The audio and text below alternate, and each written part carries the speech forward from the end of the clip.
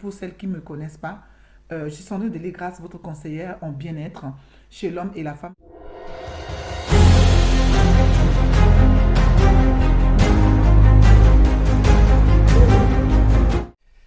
Hello, bonjour, bonjour, bonjour mes Korocha et mes Karacho. Bienvenue dans la maison Siloué.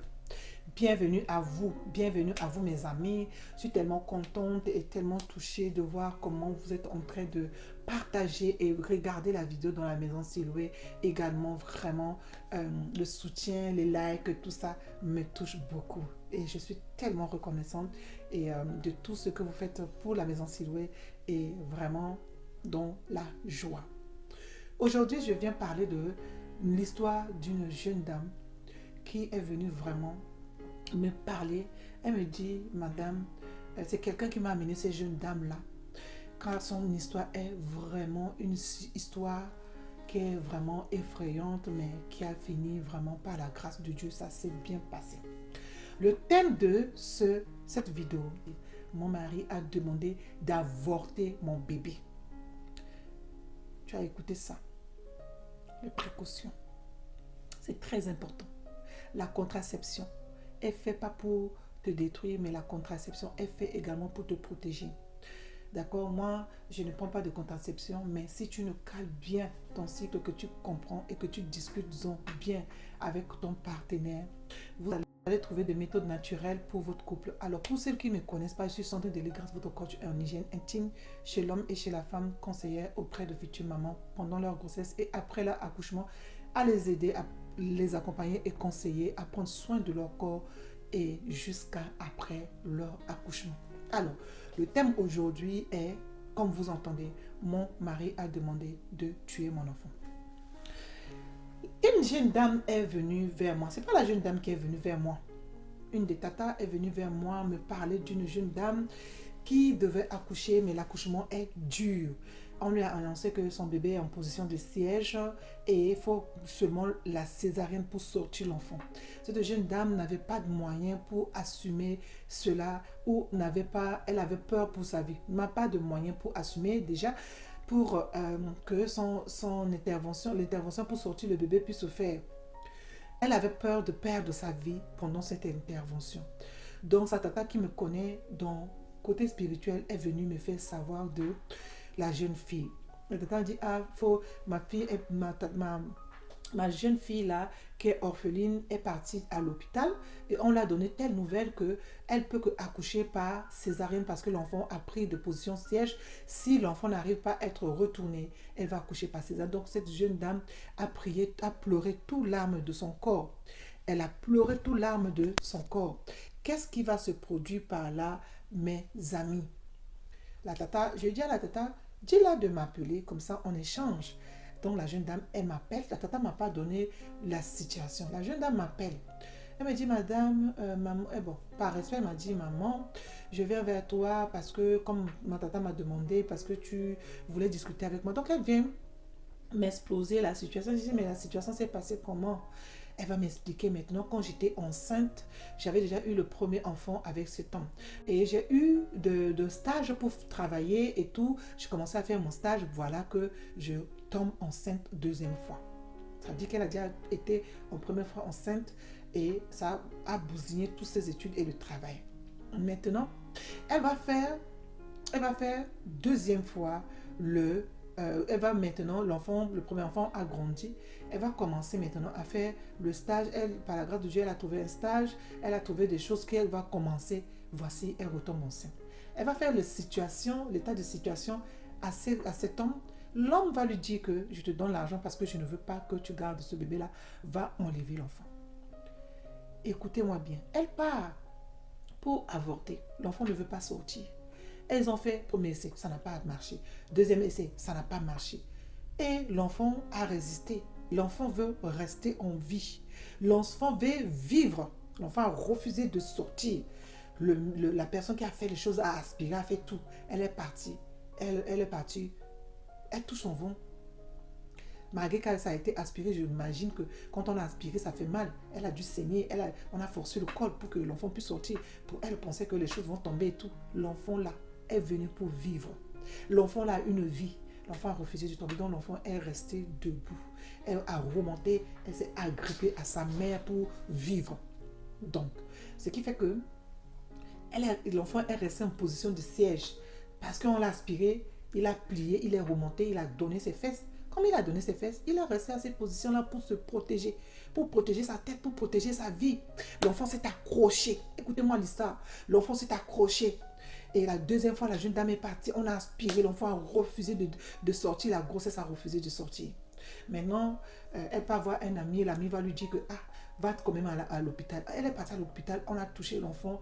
Elle a déjà avancé. La grossesse est aux alentours de 3 et demi, 4 mois. 4 mois par là. Elle ne peut pas voir le monsieur. Le monsieur dit, monte sur la table ici. Comment j'ai fait que l'enfant ne peut pas sortir? Pourquoi cet enfant est têtu? Monte sur la table. Je vais amener cet enfant à sortir. Et elle a dit, non.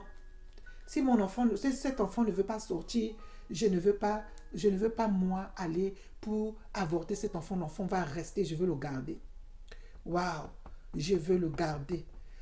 Le Seigneur me fera grâce, je veux garder, porter mon enfant jusqu'en vie.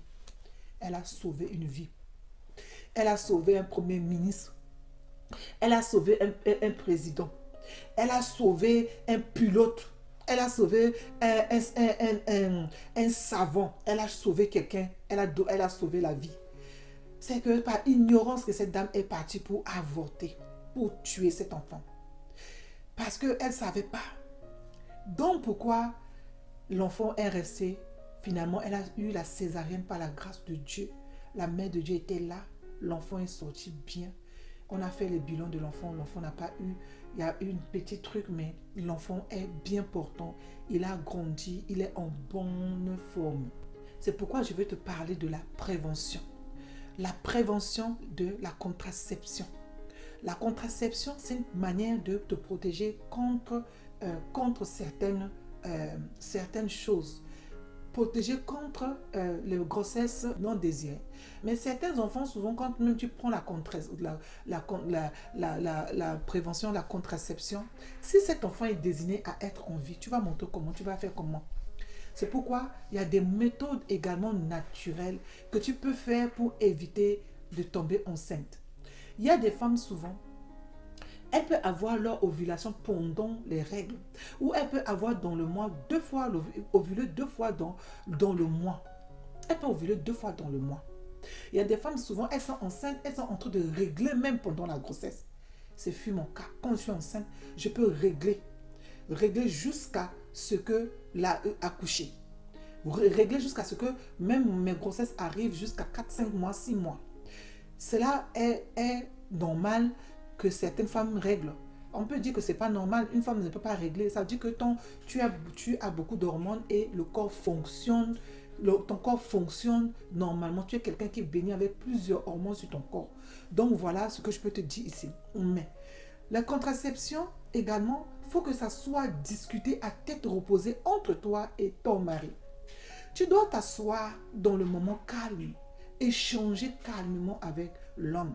Amener également l'homme à connaître ton corps. Amener également l'homme à comprendre que la contraception est bien, mais il y a également beaucoup d'effets secondaires pour la contraception. Si la contraception, ton corps ne supporte pas la contraception, moi que vous me voyez là, mon corps ne supporte pas la contraception.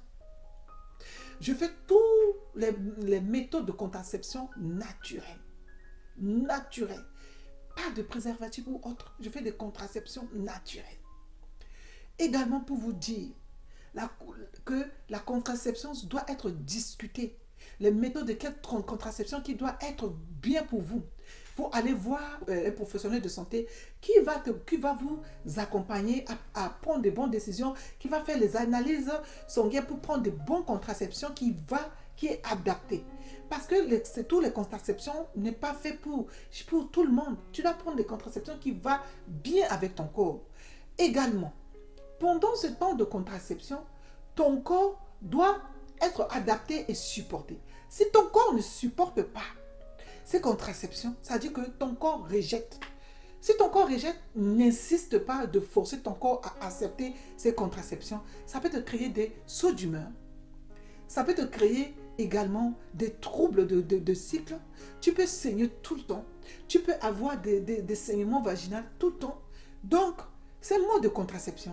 La maison Siloué te conseille également, t'oriente vers les professionnels de santé qui te renseignera sur de bonnes méthodes de contraception.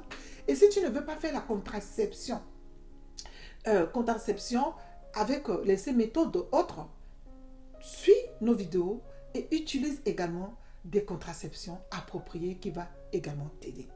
Pour cela, aujourd'hui, abonne-toi à nos chaînes, à nos pages et tu auras des conseils nécessaires qui vont t'aider à aller dans une autre dimension. Surtout, n'aie pas demandé à prendre des contraceptions comme ça. Ayons la discussion d'abord avec ton partenaire, avec ton mari. Et c'est de là où vous allez voir que votre méthode va être compréhensible. Et avec ton mari, montre-lui, dis-lui qu'est-ce que ton corps désire, qu'est-ce que ton corps veut, afin que vous puissiez aller tous les deux dans notre dimension, dans la bonne méthode de la contraception adaptée à vos couples pour la bonne épanouissement dans le foyer et voir vos enfants grandir en bonne santé. Je vous aime, abonnez-vous, partagez et likez. À très bientôt dans la maison Siloué. Nous vous aimons. Bye bye.